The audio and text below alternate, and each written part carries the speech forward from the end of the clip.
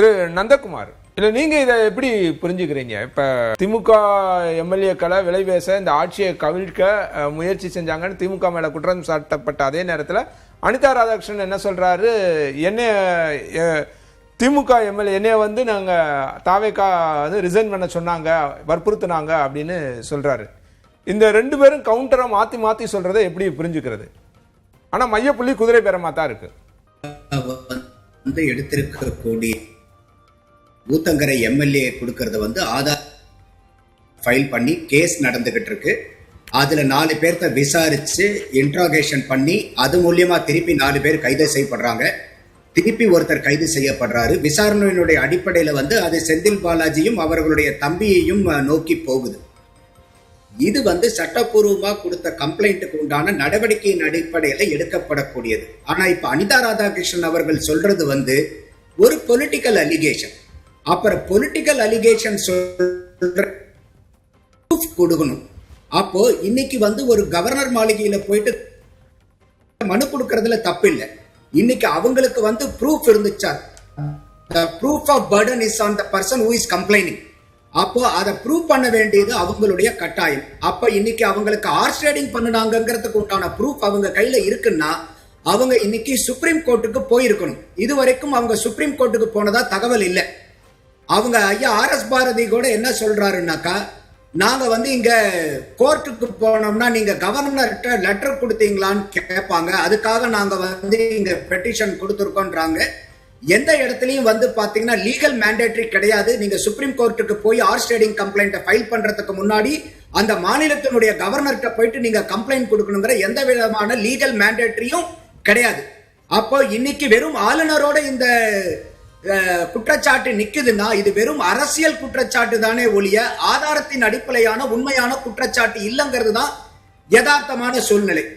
இப்போ டிடிவியினுடைய காமராஜர் அவர்களுடைய லெட்டரை பத்தியும் பேசுறாங்க. இப்ப அந்த டிடிவி கொடுத்த லெட்டர் வந்து பாத்தீங்கன்னா அவர் ஃபர்ஸ்ட் வந்து டிடிவி என்ன கம்ப்ளைண்ட் பண்றாருனாக்கா, இந்த லெட்டர் வந்து ஃபோர்ஜரி பண்ணிட்டாங்க, கையெழுத்தே போடல, அவரை கடத்தி வச்சிட்டாங்க அப்படிங்கிறாரு. அதுக்கு வந்து பாத்தீங்கன்னாக்கா ஒரு வீடியோ வந்து வெளியிடப்படுது. இல்ல அவர் வந்து சுயாதீனத்துல தான் அவர் வந்து முழுக்க முழுக்க அவரே தான் அந்த லெட்டரை கையெழுத்து போடுறாங்கிற அவர் வந்து அவரா எழுதி கொடுத்த கடிதம் தாங்கிறது.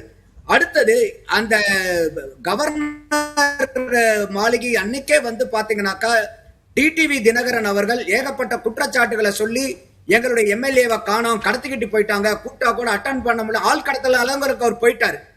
ஆனா அவர் சொன்ன அந்த குற்றச்சாட்டுக்கு கொஞ்ச நேரத்திலேயே காமராஜர் அவர்களும் டிடிவி அவர்களும் பிரஸுக்கு முன்னாடி வந்தாங்க. அப்ப காமராஜர் எங்க இருந்தாரு, எங்க இருந்து அவர் கூட்டிட்டு வந்தாரு டிடிவி தினகரன். அப்போ அப்பயே வந்து காமராஜர் அவர்கள்ட்ட வந்து கேள்வி கேட்கப்படுது, தாவேக்கால இருந்து உங்களை அணுகுனாங்களா, உங்ககிட்ட ஏதாவது பேசினாங்களாங்க போது இல்ல இந்த மாதிரி எல்லாம் எதுவும் எங்க கிட்ட பேசலாங்கிறாரு. அடுத்த நாள் சட்டசபையிலேயே வந்து பாத்தீங்கன்னாக்கா அவர் வந்து முழுக்க முழுக்க ஆதரவை வந்து தன்னுடைய முழு ஆதரவை வந்து தாவேக்காக்கு சட்டசபையிலேயே கொடுக்கிறாரு. அப்ப இது எந்த இடத்துல வந்து உங்களுக்கு ஹார்ஸ் ரைடிங்கிற அலிகேஷன் வருதுன்னு தெரியல. நான் அதனாலதான் திருப்பி திருப்பி சொல்றேன், ஒரு ஹார்ஸ் ரைடிங் அலிகேஷன் மட்டும் பத்தாது. ஒரு அலிகேஷன் நீங்க கொடுக்கறீங்கன்னா அதுக்கு எவிடன்ஸ் வேணும். அந்த எவிடன்ஸ் இருந்தா ஏன் நீங்க கோர்ட்டுக்கு போக மாட்டேங்கிறீங்க? இப்ப காவல்துறை கூட தாவேகா அரசாங்கத்தினுடைய காவல்துறை கம்ப்ளைண்ட்டை எடுத்துக்கலன்னு கூட நீங்க குற்றச்சாட்டு சொல்லலாம். கோர்ட்டுக்கு போலாமே, நீங்க ஹைகோர்ட்டுக்கு போலாம், இல்லைன்னா நீங்க சுப்ரீம் கோர்ட்டுக்கு போலாம். எங்க கிட்ட இந்த டாக்குமெண்டல் எவிடன்ஸ் இருக்கு, பிரைமா ஃபேசி எவிடன்ஸ் இருக்கு.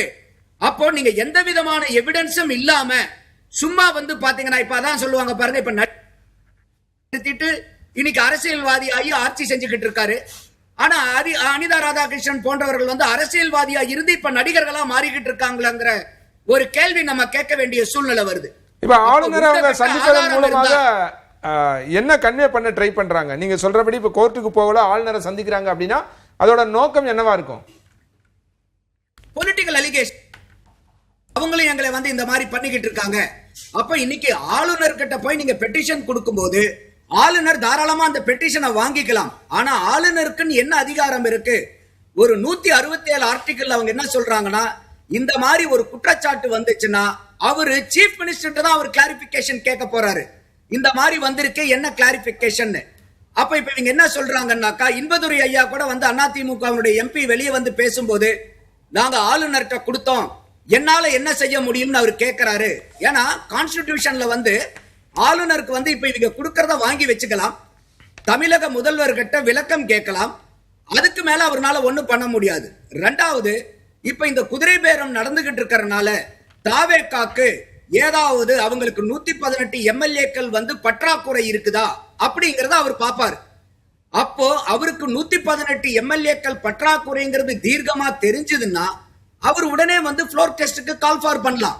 சில பேர் சொல்றாங்க இல்ல இப்பதானே எடுத்தாங்க, இன்னும் 6 மாசத்துக்கு வந்து ஆளுநர்னால ஃப்ளோர் டெஸ்ட் கொண்டு வர முடியாதுன்னு. இல்ல, சப்போஸ் இப்ப இன்னைக்கு திமுக அண்ணா திமுக 2 பேரும் ஒரே நேர்கோட்டில் நின்று ஒன்றிணைந்து இந்த கம்ப்ளைண்ட்டை வச்சு இதுல கிளியர் கட்டா வந்து ஆளுநர் 108 எம்எல்ஏக்கள் வந்து சப்போர்ட் இல்லைன்னு தெரிஞ்சா அண்டர் எக்ஸ்ட்ராடினரி சர்க்கம்ஸ்டன்சஸ் எப்ப வேணா அவர் திருப்பி ஃப்ளோர் டெஸ்ட் வந்து கால் ஃபார் பண்ணலாம்.